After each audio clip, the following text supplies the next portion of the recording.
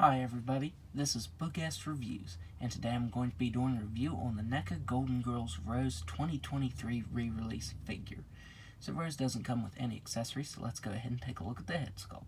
So taking a look at this head sculpt, Neca did a really good job on this. I think this is a pretty decent likeness of Betty White. Neca used the face printing tech for this version, and it looks a lot better than the previous version. The previous version used solid painted lines.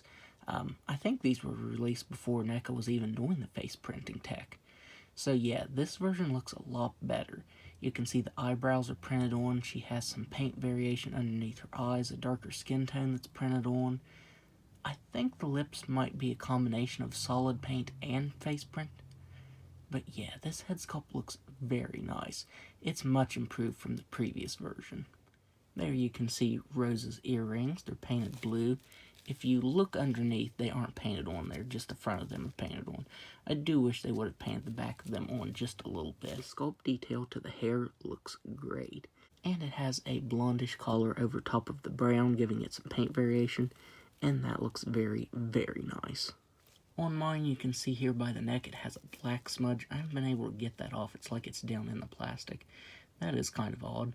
Rose has a real fabric dress, and this looks very nice. It is tailored very nicely. The gold buttons look really good. It's kind of a canvasy material. I think that's what this material is called. But yeah, the stitch work and everything looks great to it. And it lays very nicely on the figure.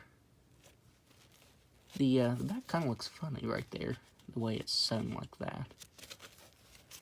But from the front, it looks really good, and it lays very nicely on the figure. And then there are her heels. She actually has some texturing to her heels, as well as some paint variation. You can see where the paint variation starts. There's a little bit of skin tone showing through. But that's a small complaint. You can actually even see the lines there for her toes.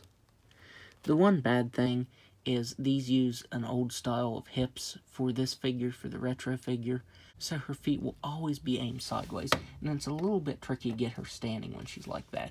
If she had peg holes in her feet, I think that would be a lot better, which with these re-releases I didn't figure Neca would update the hips. It definitely would have been nice, but you know, the only thing they did update was the face on this. I forgot to mention that Rose has red painted fingernails.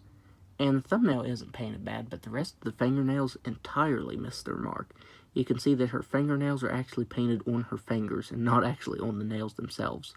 You can see a lot of the red is bleeding over onto the other fingers. The left side is a little bit better than the right, but yeah, I do wish the nails weren't so sloppy there.